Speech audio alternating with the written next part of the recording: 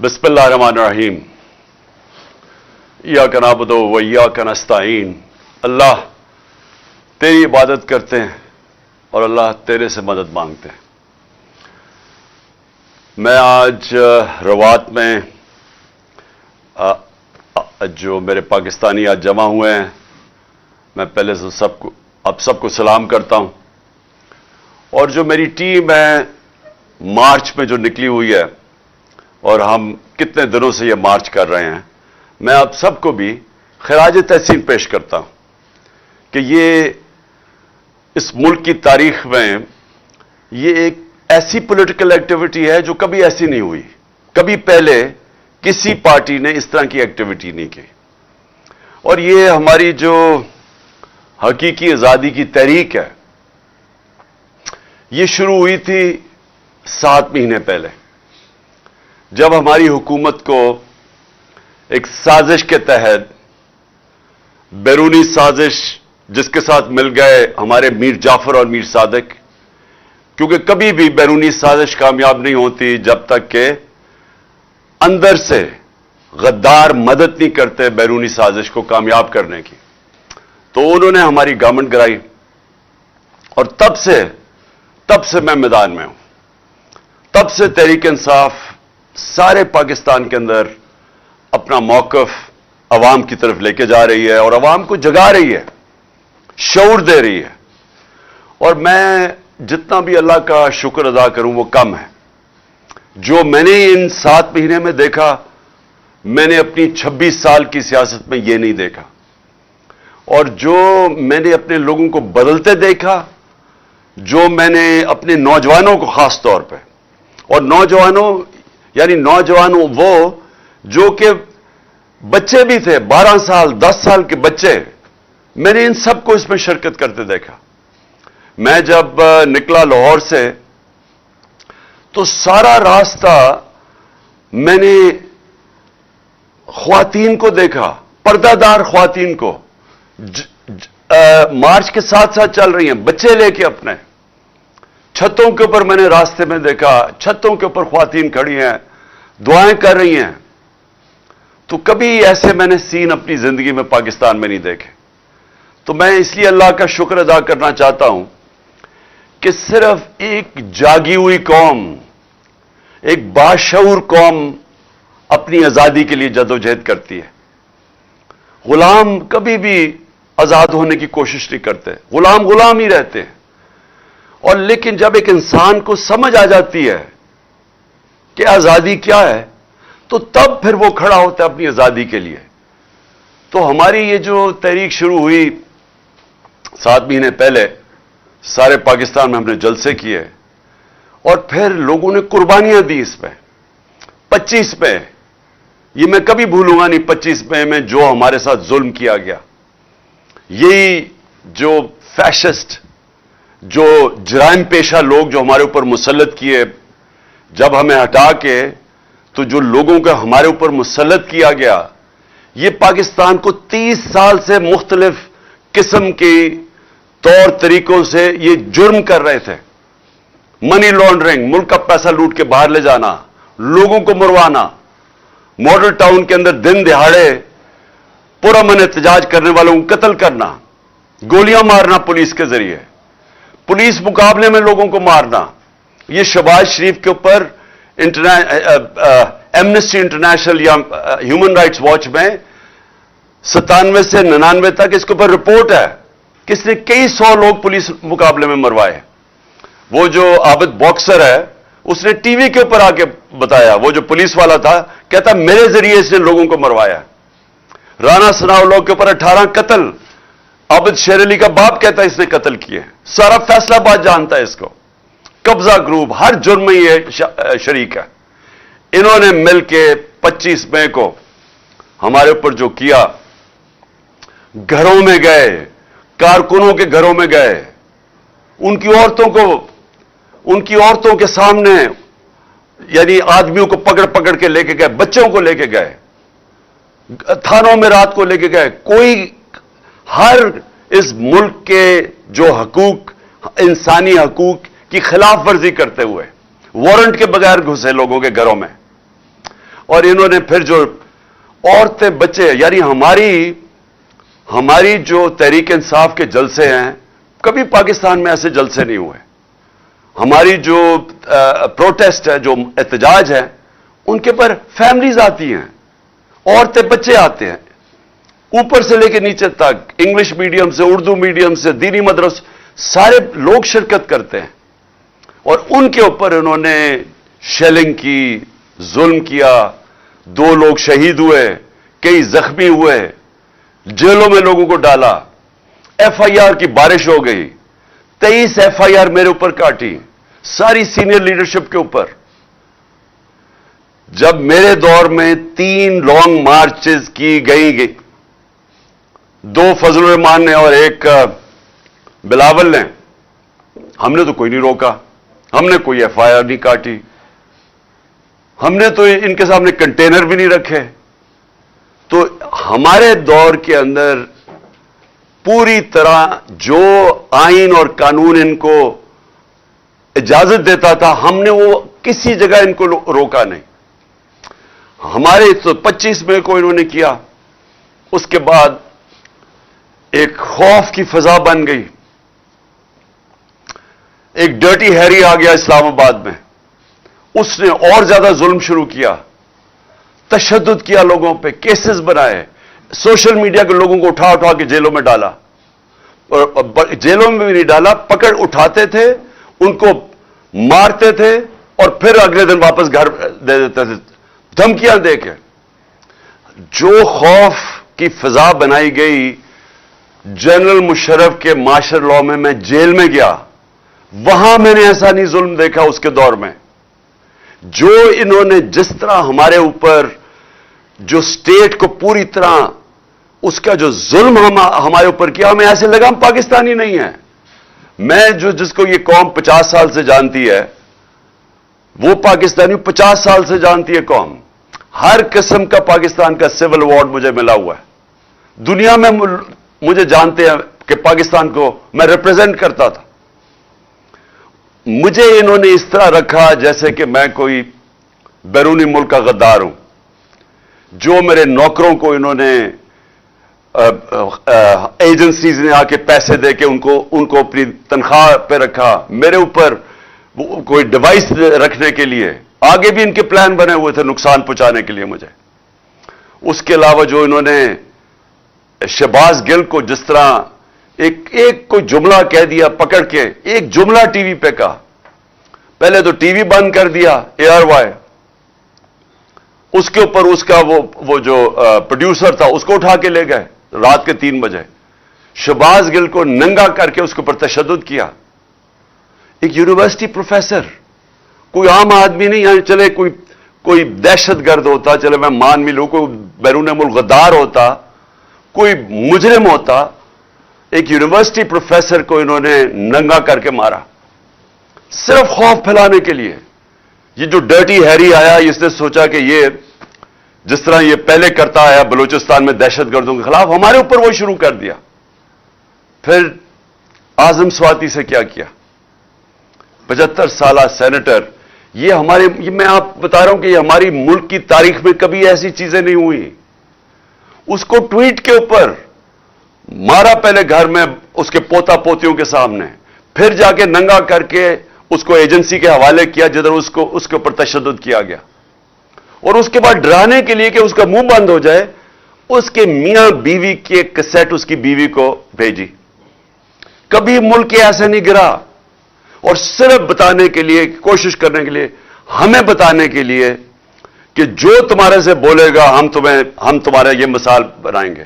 اور پیغام بھیجے گئے. اعظم سواتی کے اوپر جب تشدد ہو رہا تھا تو اسے کہا کہ یہ عمران خان سے ہم یہ کریں گے، کہ جس طرح عمران خان ڈر جائے گا اور چپ کر کے بیٹھ جائے گا. اور پھر میرے اوپر جو قاتلانہ حملہ کیا گیا، جو مجھے پہلے سے ہی پتا تھا کہ تیاری ہو رہی ہے، کہ دینی انتہا پسند نے جی عمران خان کو مار دیا. پہلے کس ایجنسی نے وہ ویڈیو بنائی، اس لیے جب بھی انویسٹیگیشن ہوگی پتہ چلے گا کہ کون سی ایجنسی نے یہ ویڈیو بنائی، کس کے کہنے پہ بنائی، کون سا وہ آفیسر تھا. اس کے کہنے پہ پہلے وہ بنائی گئی, اس کے بعد وہ ایک ان کا پالتو کوئی وقار سیٹھی یا کچھ ہے, اس نے وہ ان سے لنک ہے. اور مجھے پتا تھا, کیونکہ جب میں وزیر اعظم تھا مجھے پتا تھا ایجنسیز کے ساتھ کون لنکڈ ہے.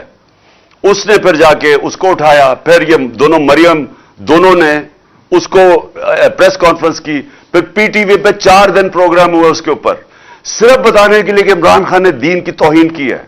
اور تیاری یہ کر رہے تھے کہ اب اس کی آڑ میں ایک دینی انتہا پسند اسے مار دے گا. میں نے یہ 24 سپٹمبر کو بھی پبلک کو بتایا, اور پھر 6 اکتوبر 7 اکتوبر کو جلسوں میں بتایا کہ یہ ان کا پلان بن رہا ہے.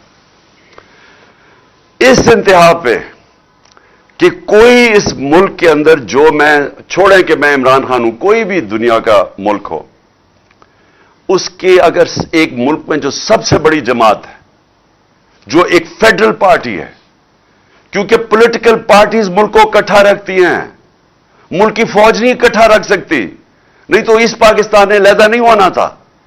پولیٹیکل پارٹیز ملک کو اکٹھا رکھتی ہیں, اور جو پارٹی سارے ملک میں واحد پولیٹیکل فیڈرل پارٹی ہے, اس کو ختم کرنے کی کوشش کی گئی, ہر کوشش کی گئی اسے ختم کرنے کی. اور یہ کون کر رہا تھا, کیا اس کا مقصد تھا, اس کے اوپر میں اینڈ میں آؤں گا. لیکن یہ ساری چیزیں ہم نے برداشت کی, اس کے باوجود ہم نے یہ مارچ کی. اور ہم نے مارچ اس لیے کی, پالیٹکس کے لیے نہیں کی, یہ سیاست کے لیے نہیں ہو رہا. مجھے 6 مہینے میں ہر جگہ پہ, کئی جگہ کے اوپر مجھے لیٹر آتا تھا کہ آپ اگر اس جلسے میں جائیں گے تو آپ کی جان خطرے میں ہے. کئی جگہ چیف سیکرٹری لیٹر بھیجتا تھا کہ جی آپ کی جان, ملتان کا جلسہ نہ کریں, آپ کی جان خطرے میں. کئی جگہ آیا ہے. اس کا مجھے خود پتا تھا کہ یہ پلان بنا رہے ہیں مجھے مارنے کا. اس کے باوجود میں نکلا. اور آج انشاءاللہ میں ابھی آپ کو ڈیٹ دوں گا اینڈ میں کہ میں آ رہا ہوں پنڈی. مجھے پتا ہے کہ ابھی میری جان خطرے میں ہے, سب کو پتا ہے, کیونکہ یہ لوگ جنہوں نے ابھی کوشش کی ہے یہ ابھی بھی وہیں بیٹھے ہیں, تو مجھے پتا ہے جان خطرے میں ہے. لیکن میں کیوں اس کے باوجود نکلوں گا؟ سیاست کے لیے نہیں. مجھے سیاست کیا دے سکتی ہے جس کو اللہ سب کچھ دے چکا ہے؟ میں ایک حقیقی آزادی کی جنگ لڑ رہا ہوں. میں سمجھتا ہوں کہ موت غلامی سے زیادہ بہتر ہے. ایک غلام کی زندگی سے بہتر مر جانا ہے. اور خاص طور پہ ان چوروں کی غلامی, یہ جو 30 سال سے چوروں کا ٹولہ ملک کو لوٹ رہا تھا, اب اکٹھا بیٹھ گیا ہے, جو پہلے ایک دوسرے کے خلاف لڑتا تھا, ان کی غلامی سے, یا ان کے بچوں کی غلامی جو یہ تیار کر رہے ہیں اپنے بچے, اس سے بہتر ہے مر جاؤ. میں اس لیے نکل رہا ہوں. اور میں اپنی ساری قوم کو بھی کہہ رہا ہوں کہ دیکھیں, آپ نے فیصلہ کرنا ہے کہ کیا ہم نے اسی طرح چلنا ہے, کیا ان چوروں کے بعد جو اپنے بچے تیار کر رہے ہیں, اور بچوں نے زندگی میں 1 گھنٹہ کام نہیں کیا, ان کا صرف کام, ان کو صرف ایک چیز آتی ہے, منی لانڈرنگ. وہ چھوٹی عمروں میں وہ اربوں پتی بن گئے تھے, کیونکہ ماں باپ نے ان کے نام پہ یا چوری کر کے پیسہ ان کے نام پہ چیزیں لی ہوئی ہیں. یہ جو 4 لندن میں مہنگے اربوں روپے کے مے فیئر کے جو اپارٹمنٹس ہیں, یہ مریم کے نام پہ تب تھی جب یہ کوئی 20-21 سال کی تھی. اور یہ جو اس کا بیٹا ہے حسن شریف, 10 ارب روپے کا گھر بیچا ہے اس نے لندن کے اندر. کدھر سے پیسہ آیا؟ تو یہ سارے بچے شروع میں ہی, یہ جو تیار کر رہے ہیں بچے, ان کی یہ خاصیت ہے کہ یہ منی لانڈررز ہیں سارے. وہ بلاول, اب بلاول, میں آپ کو یہ بتاؤں کہ سیاست میں تو اس کا کوئی مستقبل ہی نظر آ رہا. اردو ابھی تک صحیح طرح بولا نہیں ہے, یعنی ہر دفعہ اردو بولتا ہے تو اور لوگوں کو سمجھ نہیں آتی کیا کہہ رہا ہے. لیکن اس کا میں آج آپ کو پیشن گوئی کرتا ہوں, اس کی زندگی کا زیادہ حصہ کس پہ لگے گا کہ اس کے باپ نے چوری کر کے پیسہ دنیا میں کدھر کدھر رکھا ہوا ہے. یہ اب ڈھونڈتا پھرے گا کہ اس کے باپ نے چوری کا پیسہ کدھر کدھر رکھا ہوا ہے. تو ان کے نیچے اگر یہ کوئی سمجھتا ہے کہ یہ ایک عظیم قوم ان کی غلامی کرے گی, یہ قوم کبھی یہ تسلیم نہیں کرے گی ان کو.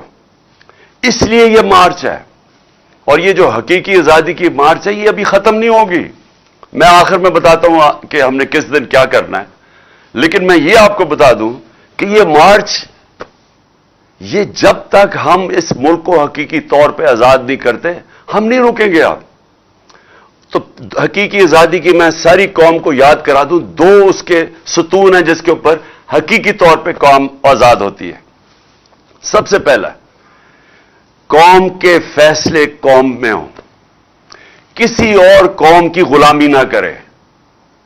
ہم کسی سپر پاور کی غلامی نہ کریں. لا الہ الا اللہ اس نعرے کے اوپر بنا تھا پاکستان. لا الہ الا اللہ ایک دعویٰ ہے کہ میں آزاد ہوں, میں صرف ایک اللہ کے سامنے جھکتا ہوں, باقی میں آزاد ہوں.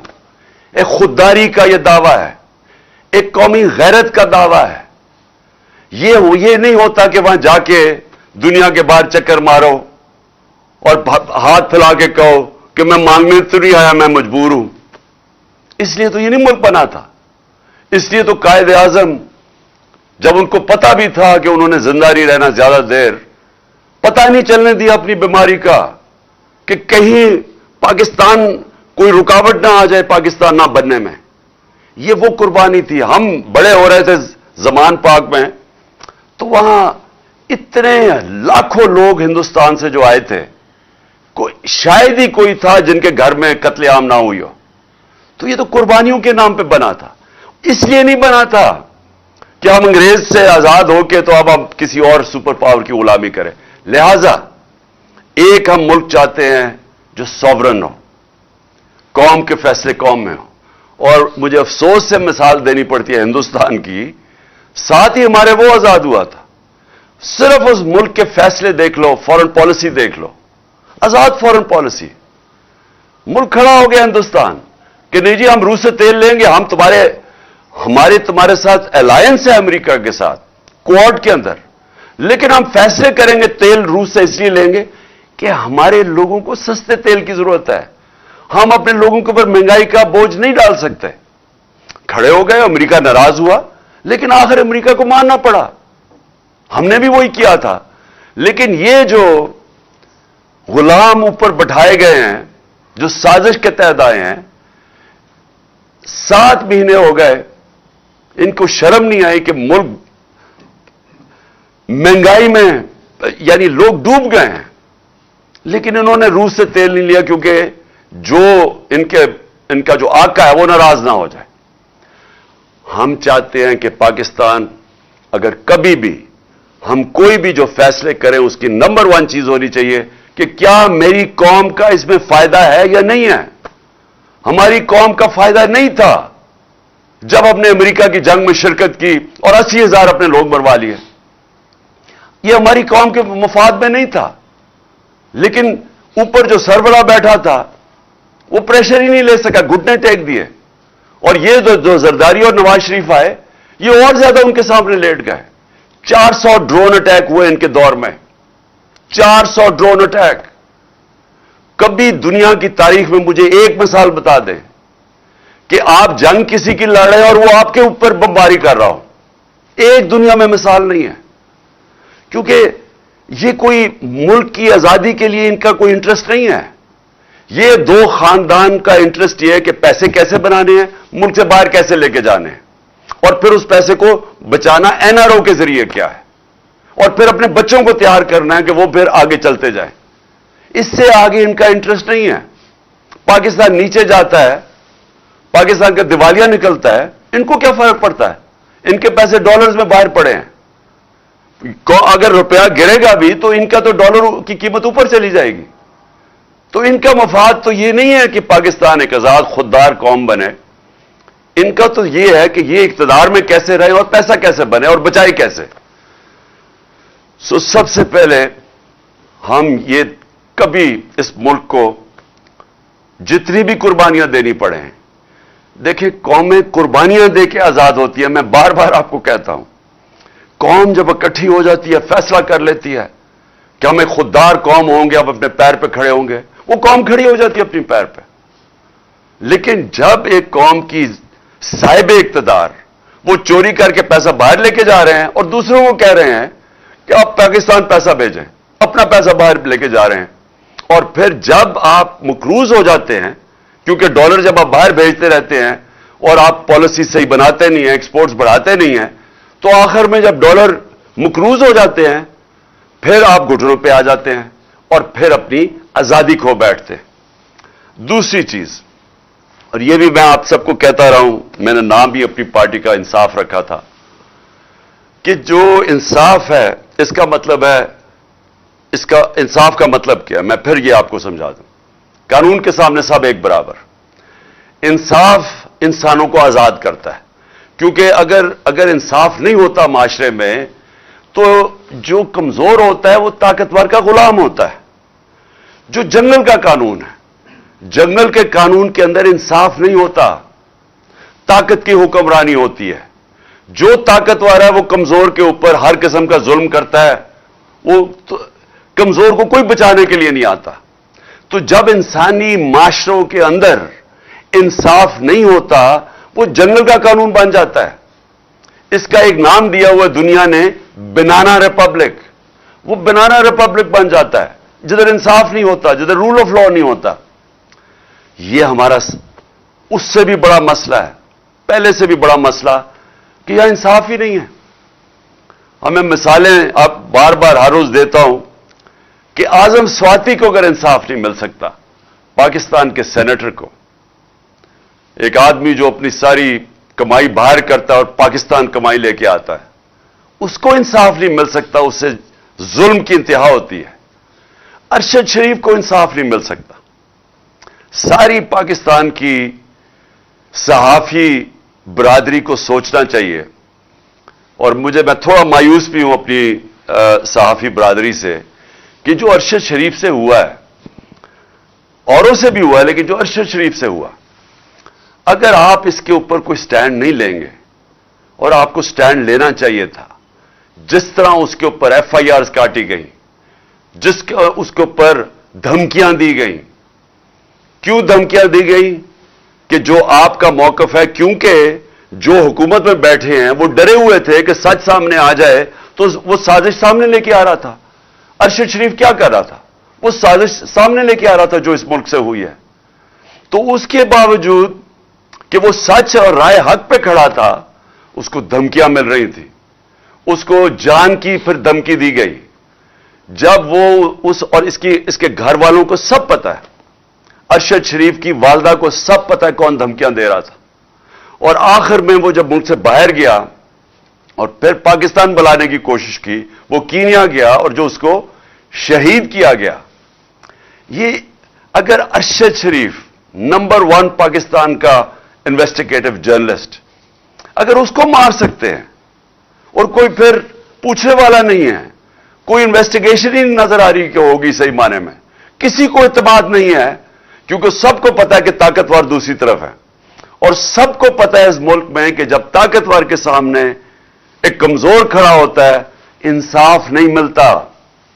ملک کا ایکس پرائم منسٹر, جو میں نے آپ کو کہا کہ اگر میں ایف آئی آر نہیں رجسٹر کروا سکا, پولیس والے کہتے کہ جی ہماری پنجاب گورنمنٹ ہے, ہماری پولیس ہے, وہ پولیس والے کہتے جی اگر آپ نے میں استعفیٰ دے دیتا ہوں, میں نہیں یہ کر سکتا, کیونکہ طاقتور تھا دوسری طرف.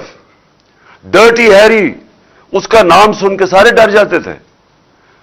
یہ بھی تیار ہو گئے کہ ہاں جی پرائم منسٹر کے خلاف بھی کر دیں گے, اور جو وہ ہے دوسرا انٹیریئر منسٹر اس کے خلاف بھی.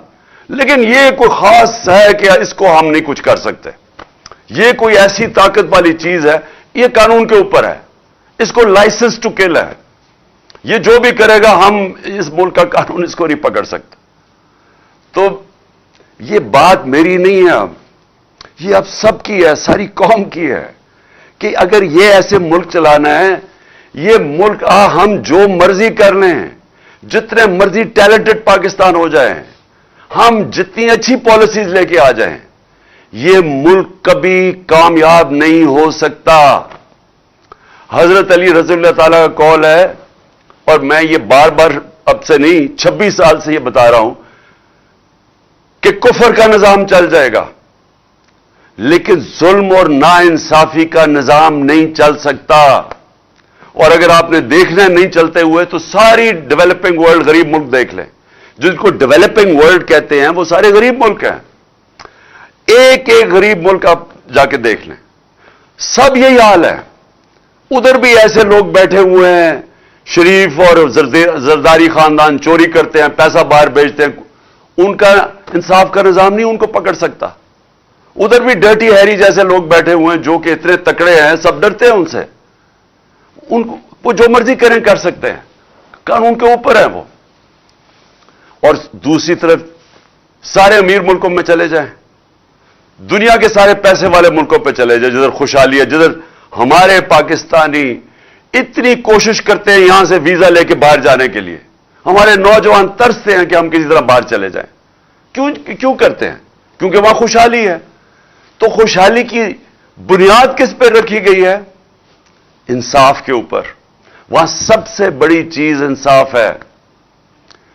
میں جب برطانیہ میں گیا تو وہاں آپ کو کوئی قبضہ گروپ نہیں نظر آتا.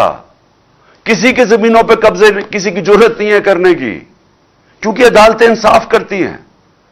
وہاں آپ کو اگر کوئی طاقتور یہ سمجھتا ہے کہ وہ قانون توڑے گا اور وہ بچ جائے گا, برطانیہ کا پرائم منسٹر بھاری اکثریت سے جیتنے والا بورس جانسن ایک قانون چھوٹا سا توڑتا ہے. یہاں خبر بھی نہیں بنی تھی پاکستان میں کہ وہ ایک آفس کے لوگ جمع ہو جاتے ہیں جب وہ کورونا کے دور میں سوشل ڈسٹینسنگ تھی. اس چیز کے اوپر وہ ریزائن کر دیتا ہے کیونکہ اس نے قانون توڑا ہے جو لوگوں کے لیے بنایا ہوا تھا. وہاں انصاف کا نظام ایسا ہے کہ ہر جو کمزور سے کمزور آدمی بھی ہے اس سے پتہ ہے کہ مجھے تحفظ ملے گا, کیونکہ جو ان کی عدالتیں ہیں, جو ان کا انصاف کا نظام ہے, وہ ان کے حقوق کی حفاظت کرتا ہے. میں نے آپ کو اپنی مثالوں کو دی, میں آپ کو ایک اور مثال دیتا ہوں. میرے اوپر یہ جیو نے یہ جو گھڑی کی ساری کہانی اور پیچھے اس کے سارے نون لیگ اور ڈرٹی ہیری بھی تھا, انہوں نے کہانی بنائی میرے اوپر کہ جی میں نے وہ گھڑی کا جو کیا. اب اگر مجھے پاکستان کی, میں نے کیس تو یہاں بھی کروں گا, لیکن پاکستان کی عدالتوں میں مجھے افسوس سے کہنا پڑتا ہے کہ مجھے یہاں انصاف نہیں ملے گا. اس لیے میں امریکہ جا رہا ہوں, اس کے اوپر کیس کر رہا ہوں, میں برطانیہ اس کے اوپر کیس کر رہا ہوں, یہ جیو اور شکیل الرحمان اس کا یہ جو گروپ ہے, اور میں دبئی میں کیس کر رہا ہوں. اور میں آج آپ کو کہتا ہوں کہ میں کیوں وہاں کر رہا ہوں, کیونکہ مجھے پتا ہے مجھے انصاف ملے گا وہاں. مجھے پتا ہے کہ اس نے جو میرے اوپر میری عزت کی توہین کی ہے, مجھے پتا ہے کہ وہاں ان کی عدالتوں میں, کیونکہ میرا کیس لڑا ہوا ہوں وہاں, بہت بڑا کیس ہوا تھا میرا اور ایئن بوتھم کا برطانیہ کی عدالت میں. وہ مین ہیڈ لائنز کیس تھا, 3 ہفتے وہ کیس چلا تھا. مجھے پتا ہے وہاں عدالتیں کیسے چلتی, اور وہ بھی یہی تھا, ہرجانہ کا کیس تھا. تو مجھے تو پتا ہے وہ کیسے چلتا ہے, اور مجھے پتا ہے کہ جو اب انہوں نے جو کیا ہے, اس کے اوپر جو ہرجانہ ہوگا, اس کے اوپر جو ڈیمیجز ہوں گے, میں اس لیے چاہتا ہوں کہ پاکستانی قوم دیکھے گی کیا ہوگا. اور میں اس لیے چاہتا ہوں کہ ہمیں بھی یہاں دیکھنا چاہیے, ہماری عدالتوں کو بھی, کہ ہم کیوں یہ نہیں کر سکتے, کیوں نہیں لوگوں کی عزت کی حفاظت کر سکتے. کیوں ایک ملک کے ایکس پرائم منسٹر کے اوپر اس طرح گند اچھالا جائے, کسی کے اوپر بھی, کسی انسان پہ بھی, لیکن یہاں تو کوئی بھی پوچھنے والا نہیں ہے. اور یہ ہے, اس کو میں کہتا ہوں کیوں وہ خوشحال ہے ملک, کیونکہ آپ اور تو چھوڑے نا دنیا میں سرمایہ کار, جو آپ کے پاکستان کی بزنس آج مغرب میں ہیں, جو یورپ میں ہیں, جو امریکہ میں ہیں, جو دبئی میں ہیں, آپ ان سے پوچھیں نا پاکستان آگے کیوں نہیں سرمایہ کاری کرتے. ہمارا 1 کروڑ ہے پاکستانی باہر بیٹھا ہوا. اگر 5 لاکھ پاکستانی باہر بیٹھے ہوئے فیصلہ کر لیں کہ ہم نے پاکستان میں آ کے سرمایہ کاری کرنی ہے, آپ یہ یقین دیں, یقین سے میں آپ کو کہتا ہوں کہ یہاں اتنا ڈالر آ سکتا ہے پاکستان میں کہ ہمیں کسی کے سامنے ہاتھ پھیلانے کی ضرورت نہیں ہے. ہمارے اپنے اوورسیز پاکستانی اگر یہاں پاکستان میں سرمایہ کاری کرنی شروع کر دیں, ہمیں کوئی مسئلہ نہ ہو کہ ہم بھاگے پھر رہے ہیں, کبھی یہاں پیسے مانگ رہے ہیں یا ہمارے روپیہ گر رہا ہے. لیکن وہ آتے کیوں نہیں ہیں, ان سے پوچھیں کہ کیوں نہیں وہ پاکستان میں آ کے سرمایہ کاری کرتے. سب سے بڑا مسئلہ یہ ہوگا, ایک انگریزی کا لفظ ہے کانٹریکٹ انفورسمنٹ. ان کو یہ خوف ہوتا ہے کہ اگر ان سے یہاں کوئی فراڈ ہوگا تو یہاں ان کو کوئی تحفظ نہیں ملے گا. یہاں اگر وہ پلاٹ بھی خریدتے ہیں تو ان کے اوپر بھی قبضے ہو جاتے ہیں. میں جب باہر جاتا تھا پیسے اکٹھے کرنے کے لیے بیرون ملک پاکستانیوں سے، شوکت خانم کے لیے، نمل کے لیے، تحریک انصاف کے لیے، تو میرا جب ان سے میں ملتا تھا، اور اب سے نہیں 30 سالوں سے بات کر رہا ہوں، ہمیشہ وہ یہ کہتے تھے کہ ہمارے پلاٹوں کے اوپر قبضے ہو جاتے ہیں اور وہ کیس پھنس جاتا ہے جا کے عدالت میں، اور پھر وہ آخر میں ہمیں وہ قبضہ گروپ آگے کہتا ہے اچھا جی جو پلاٹ کی قیمت تھی 1000 روپے، وہ کہتے ہیں جی یہ 100 روپے لو اور جان چھوڑو. یہ اتنے پاکستانیوں سے ہوا ہے.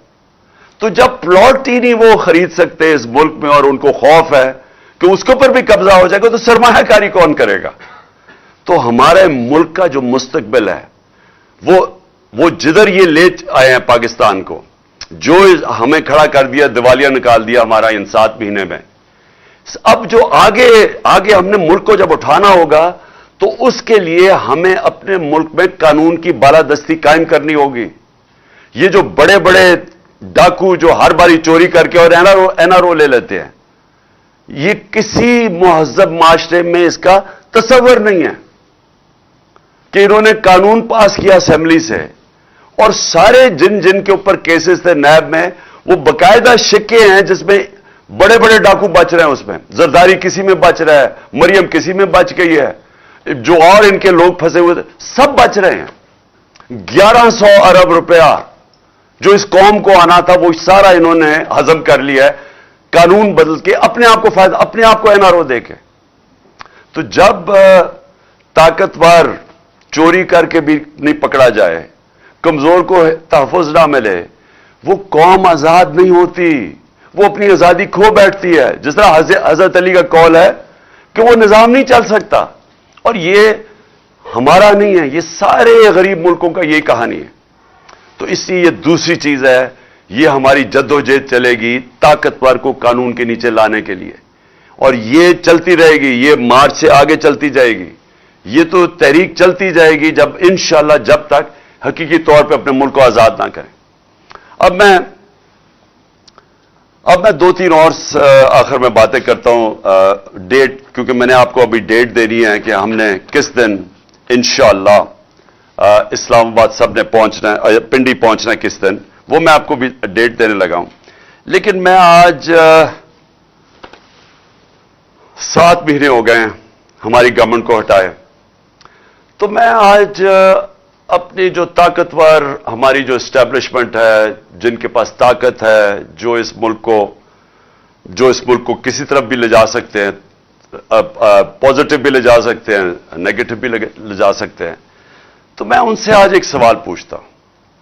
میرا یہ سوال ہے، اور کیونکہ مجھے اس کا کوئی جواب آیا نہیں ابھی تک، کہ یہ لوگ جو 2 خاندان تھے، جنرل مشرف نے ان کو ہٹایا جب 99 میں، تو 2 دفعہ یہ کرپشن میں 90 کی دہائی میں نکل چکے تھے، اور کیسز کرپشن کے انہوں نے ایک دوسرے کے اوپر بنائے تھے.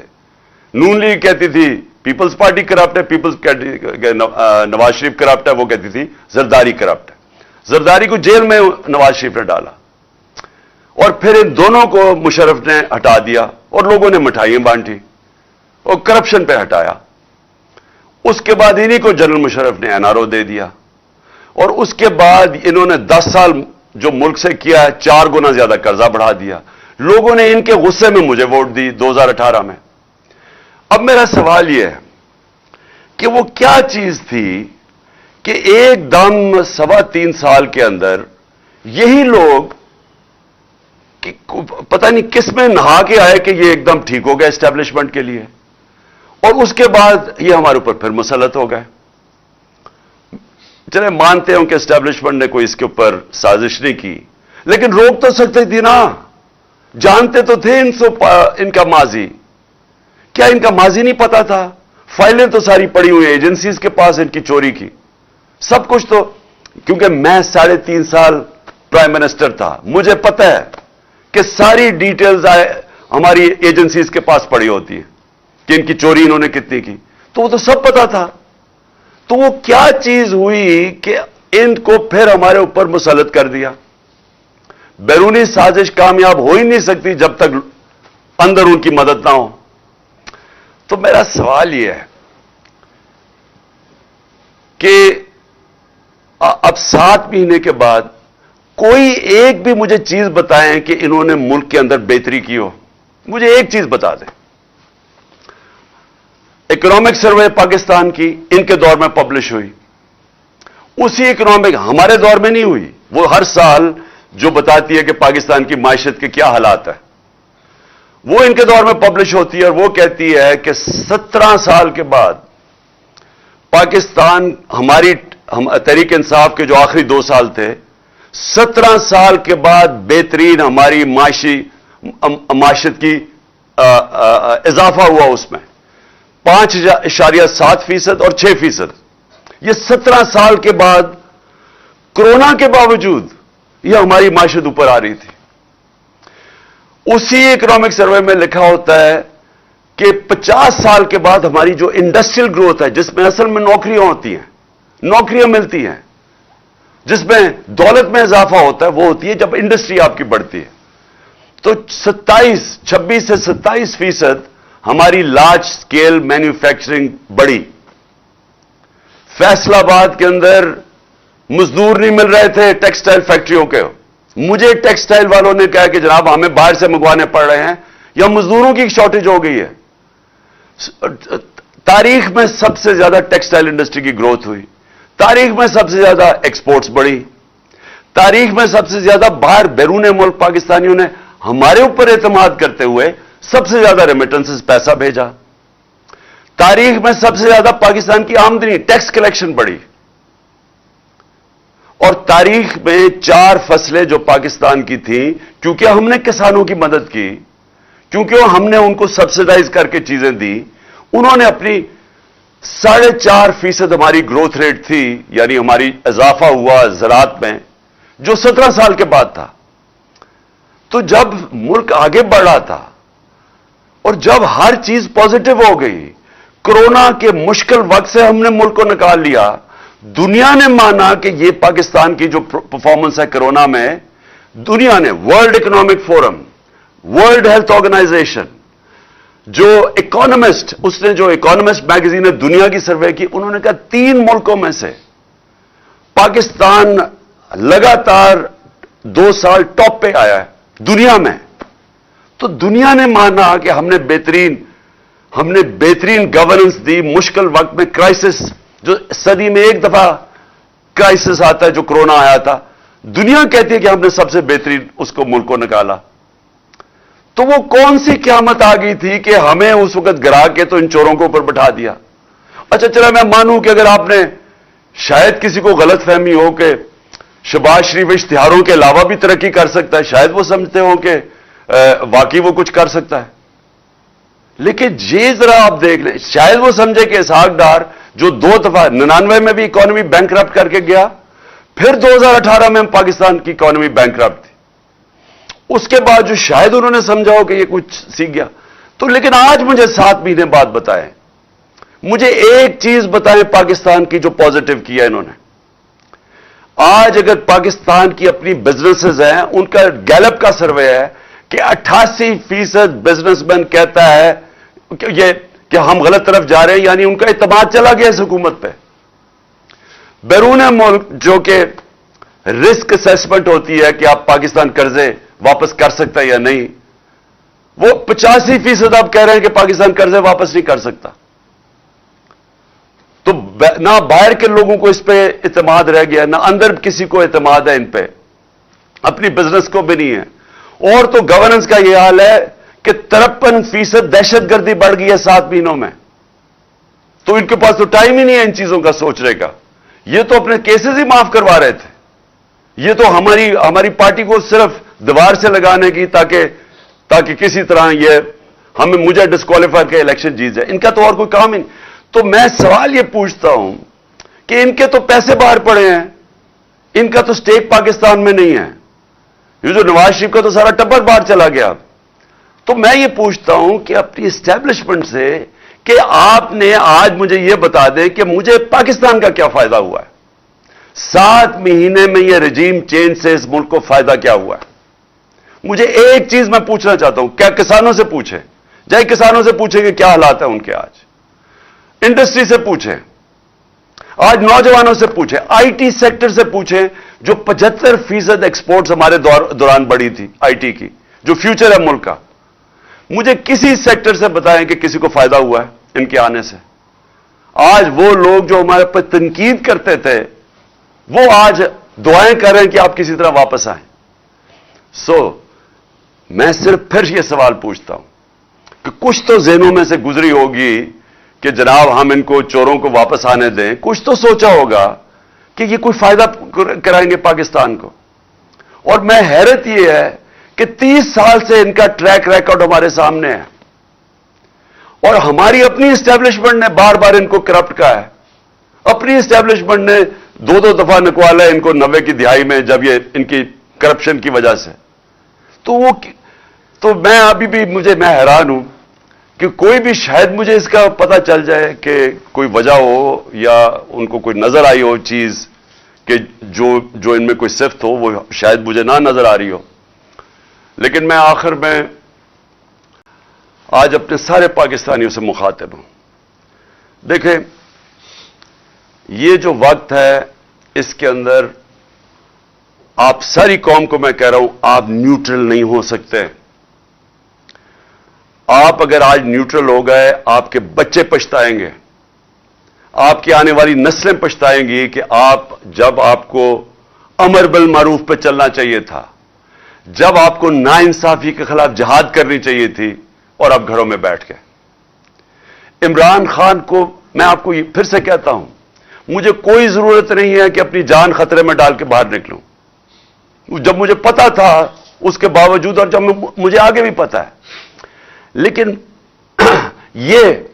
میں بچپن سے میرے ذہن میں یہ تھا کہ میں کبھی غلامی سے بہتر مر جانا ہے. یہ غلامی ہے یہ جو ہو رہا ہے.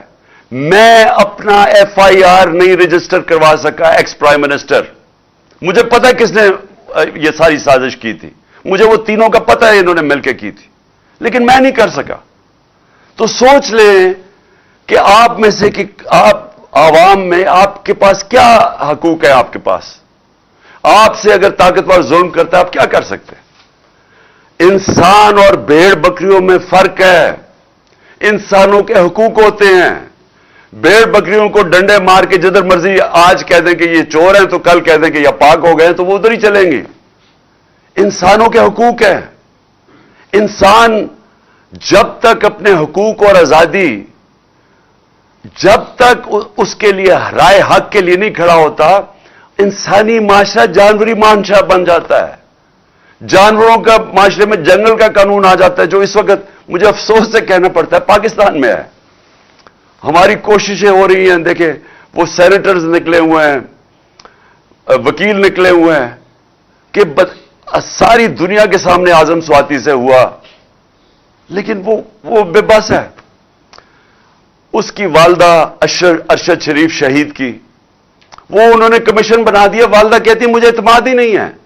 تو جنہوں نے جو چاہتے ہیں انصاف, اگر ان کو کمیشن پہ اعتماد نہیں ہے تو کیسے انصاف ملے گا؟ اور میرے اوپر جو ایف آئی آر ہوئی, جو ایف آئی آر پولیس نے دی ہے, وہ ایف آئی آر کیا, وہ مذاق ہے؟ وہ ایک آدمی کے اوپر انہوں نے ایف آئی آر کاٹ دی ہے. تو ہمیں تو سب کو پتا ہے کہ دوسری طرف سے سامنے سے گولیاں آئی ہیں, دو مارنے والے تھے. تو انہوں نے تو وہی کیس بنا دیا کہ جناب یہ چاہتے ہیں. اسکرپٹ کیا تھی کہ جی دینی انتہا پسند نہیں, اکیلا تھا. اچھا, وہ بھی اتنا بیوقوف ہے, جنہوں نے اس کو پڑھایا اس طوطے کو, وہ بھی اتنے بیوقوف تھے. وہ پہلی چیز کہتا ہے کہ جی میں اکیلا تھا. کہ لوگوں, یعنی اگر کسی کو شک بھی تھا نا کہ سازش ہوئی, تو اس نے پوری کر دی کہ ہاں جی میں اکیلا تھا, کہیں وہ شک نہ پڑ جائے کہ جو سامنے والا تھا اور اصل وہ نہ کہیں اس کی تلاش نہ شروع ہو جائے. تو اگر ہمیں انصاف نہیں مل سکتا, میں پھر سے کہتا ہوں میری قوم, آپ کو یہاں انصاف نہیں ملنے لگا, یہ ملک آگے نہیں بڑھنے لگا. اور یہ جو میں اب آپ کو ڈیٹ دینے لگا ہوں, میں اپنی ساری پہلے تو پارٹی کو بھی ساروں کو کہوں کہ ابھی سے تیاری شروع کر دیں. اگلے ہفتے 26 نومبر کو آپ نے سب نے اسلام آباد پہنچنا ہے. میں انشاءاللہ आपको वहां मिलूंगा इस्लामाबाद में। तो मैं ये चाहता हूं क्या हूं, मैं सिर्फ अपनी पार्टी को नहीं अब कह रहा, मैं सारे पाकिस्तानियों को कह रहा हूं कि देखें, जो अगर आपका ख्याल है कि तब्दीली आ जाएगी और आप घर बैठे रहेंगे और एकदम तब्दीली आ जाएगी, ऐसे नहीं होता। अल्लाह का फरमान है कि मैं कभी, कुरान में कहता है, मैं कभी किसी कौम की हालत नहीं बदलता जब तक वो कौम खुद अपनी हालत बदलने की कोशिश ना करे। अगर हम समझते हैं कि हम भेड़ बकरियों की तरह रहें और एकदम हम आजाद हो जाएंगे, हम नहीं होंगे, वो वैसे ही रहेंगे। तो ये वक्त है, मैं सारी कौम को दावत दे रहा हूं कि आपने आना है पिंडी, आपने पिंडी आना है 26 तारीख को, हफ्ते को 1 और 2 के बीच में आपने पूरी कोशिश करनी है पहुंचने की। मैं खुद वहां आपसे इंशाअल्लाह खिताब करूंगा और अगला लाएमल दूंगा। ये तहरीक रुकने नहीं लगी, मैं आपको अगला लाएमल दूंगा। और मैं अपने सारे जो ताकतवर हल्के हैं, मैं आपको सिर्फ एक चीज कहना चाहता हूं, जिससे मर्जी आज पूछ ले, आपके पास ताकत है, आपकी जिम्मेदारी है, जिससे पूछ लें, बिजनेसमैन से पूछ लें, प्रोफेशनल से पूछ लें, इकोनॉमिस्ट से पूछ लें, किसी से भी पूछ लें। अगर कोई आपको कहे कि सिवाय एक हल के, साफ और शफाफ इलेक्शन, इसके अलावा कोई दूसरा हल नहीं है आप इस दलदल से निकलने का जिधर इन्होंने 7 महीने में हमें लेके जा रहे हैं, इसके अलावा कोई रास्ता नहीं है। इनके पास कोई प्लान ही नहीं है। कोई पूछे तो सही कि आपका रोड मैप क्या है? मुल्क जो तेजी से नीचे जा रहा है, जो बाहर की दुनिया अब सारा इत्तेमाद खो बैठी है, कौन सा रोड मैप है आपके पास? इनके पास कोई रोड मैप नहीं है। 7 महीने में जो रोड मैप नजर आया वो सिर्फ अपनी चोरी बचाने का है। सो लिहाजा सारी कौम उधर आएगी और हम डिमांड करेंगे एक चीज, साफ और शफाफ इलेक्शन, और हमारी तहरीक चलती रहेगी हकीकी आजादी की उसके बाद भी, जब तक हम इस कौम को एक सही माने में एक वो कौम ना बना दें जिसमें हर इंसान के हकूक हों, जिधर थाना कचहरी पटवारी की सियासत ना हो, क्योंकि वो हकूक उनको आजाद कर दें लोगों को। क्यों नहीं बरतानिया के अंदर थाना कचहरी होती? क्यों कचहरियों में जुल्म वहां नहीं होता? क्यों पटवारी को रिश्वत नहीं देनी पड़ती वहां? क्योंकि वहां हकूक है इंसानों के, वो आजाद लोग हैं, वो इंसाफ है। उसके लिए मैं चाहता हूं सारी कौम मिलके हमारे साथ जद्दोजहद करे, और इंशाअल्लाह मैं सबको अगले हफ्ते पिंडी में आपसे मेरी मुलाकात होगी। पाकिस्तान जिंदाबाद।